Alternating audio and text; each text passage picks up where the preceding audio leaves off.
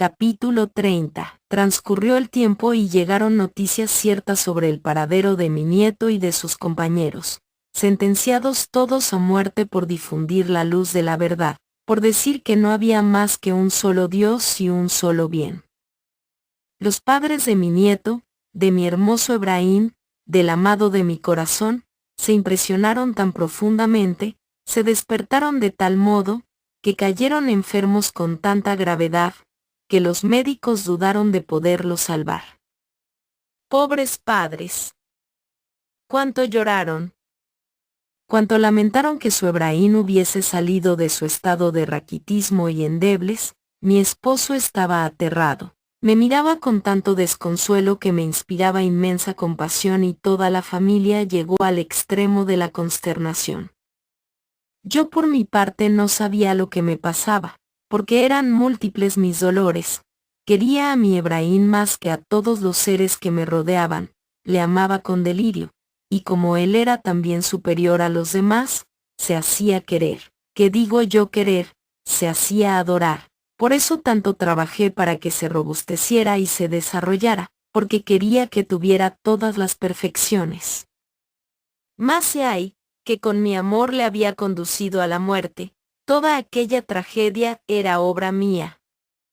Si hubiera permanecido raquítico Ebrahim, no se hubiera lanzado a la lucha de la propaganda, y aunque mi familia ignoraba la parte que yo había tomado en su crecimiento y desarrollo, sabía muy bien que me miraban con enojo y prevención, y era que el enojo y la prevención los llevaba yo en mi espíritu, porque sentía el tormento de la duda, y la duda engendraba el remordimiento.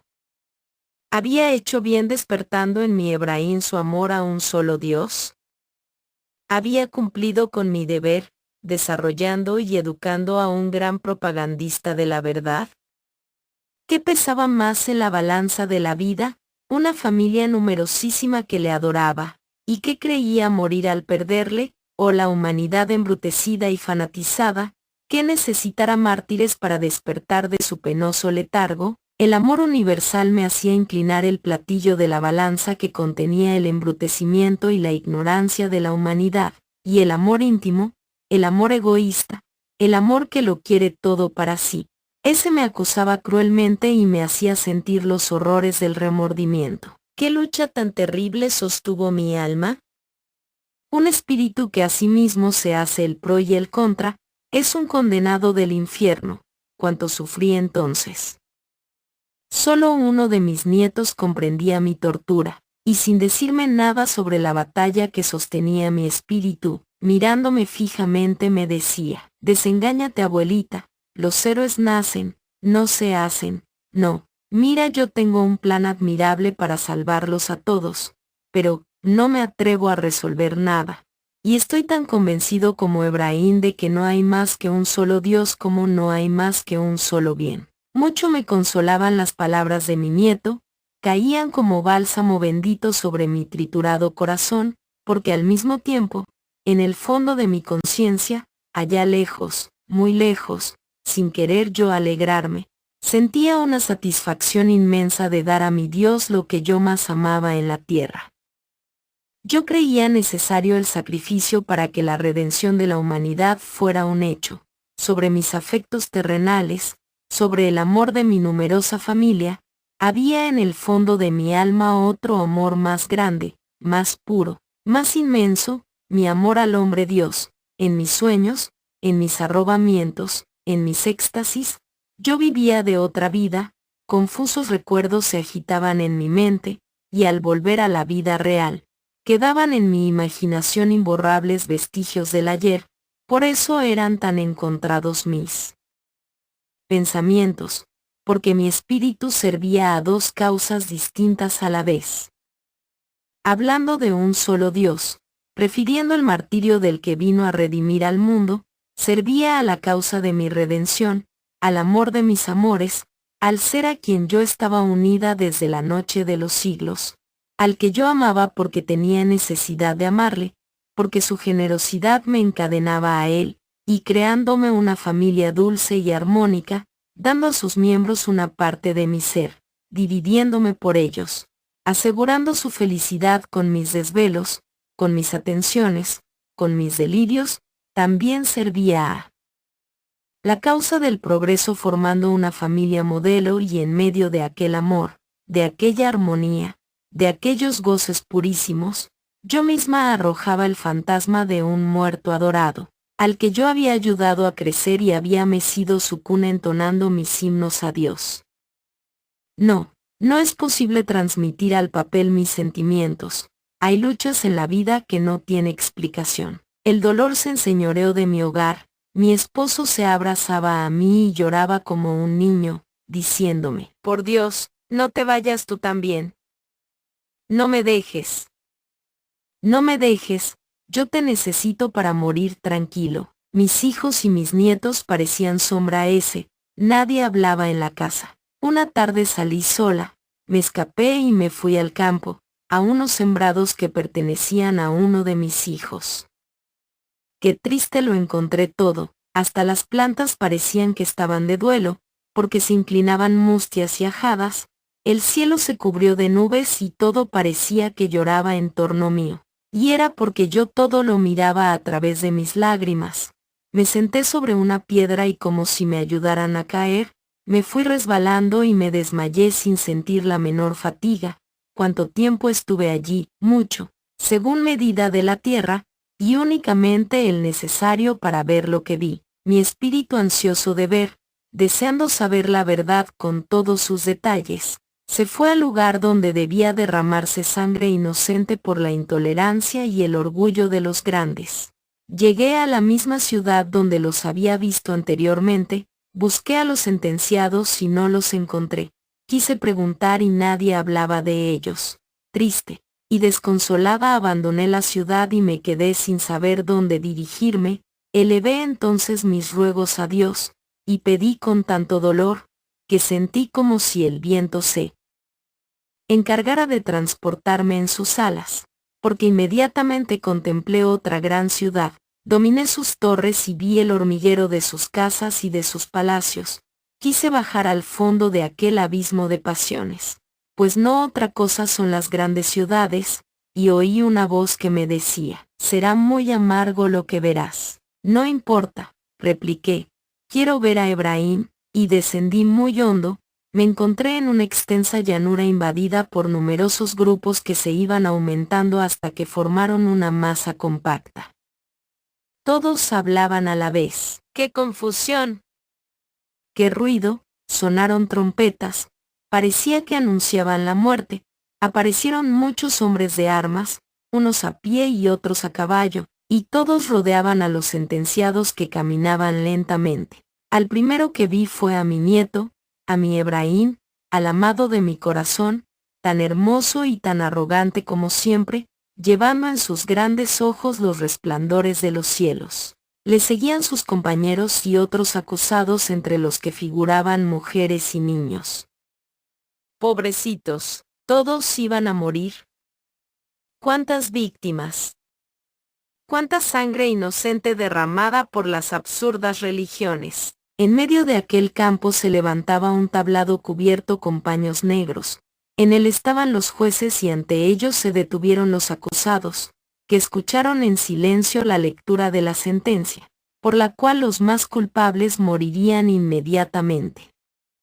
Mi Ebrahim fue el primero que se arrodilló apoyando su hermosa cabeza sobre una especie de tajo y sobre aquellos caballos que habían sido mi encanto. Cayó una masa de hierro que aplastó por completo el cráneo que había encerrado tan sublimes pensamientos.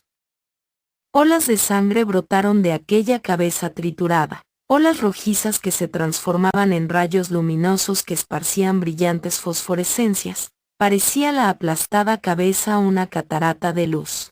Agua luminosa brotaba de ella, que esparcía una lluvia de oro, y entre aquellas fosforescencias vi a mi nieto que me decía, abuelita mía, matan ahí el cuerpo, pero no el alma, y mi Ebrahim se remontó alejándose del lugar del suplicio. Yo le seguí y él volviéndose a mí, con la magia de sus ojos, con la ternura de su sonrisa, con sus brazos extendidos hacia mi cabeza, me llevó al punto donde estaba mi cuerpo dormido, y allí me dijo, abuelita mía, no me llores, que estoy contigo como hace mucho tiempo, y no te abandonaré. Recoge tu cuerpo que aún haces falta en la tierra. Yo voy a despojarme de las miserias terrenas para seguir la obra comenzada. Adiós, abuelita mía.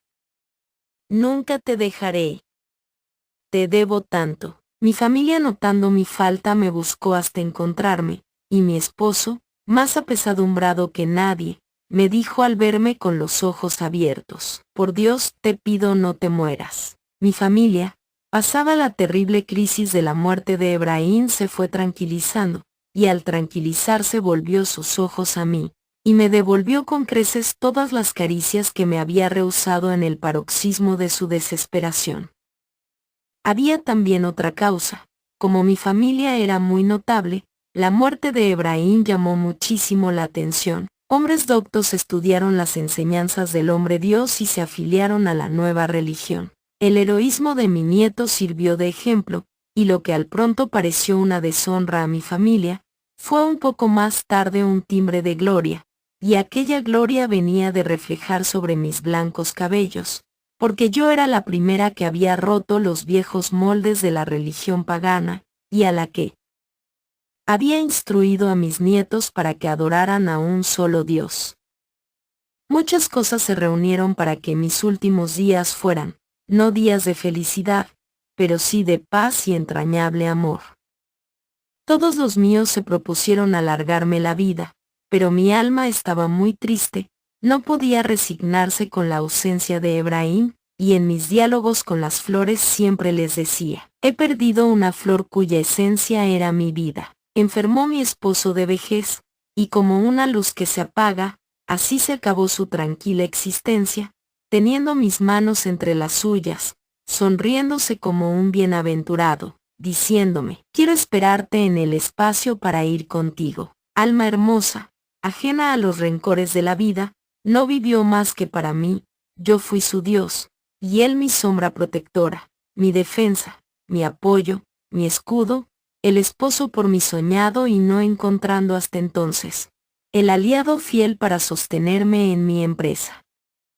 Mucho bien le debí, aún le soy deudora de muchas horas de felicidad. Bendita sea el alma generosa que dio a mi espíritu tantas horas de plácido solaz. Después de su muerte, me encontré muy sola, y durante algún tiempo tuve sueños de sangre y de horror. Al despertarme me entristecía y decía a mis nietos: maldita tierra, la ponzoña de las religiones todo lo envenena, hasta los sueños. Mis hijos y mis nietos me trataron tan bien, me miraron tanto, que llegué a mecer la cuna de mis bisnietos, pequeños ángeles que no querían más cuna que mis brazos. Entre mis nietos hubo algunos que siguieron la carrera de las armas, y uno de ellos, muy parecido a Ebrahim, me decía muchas veces: abuelita mía, triunfa el hombre Dios, y la muerte de Ebrahim no ha sido estéril.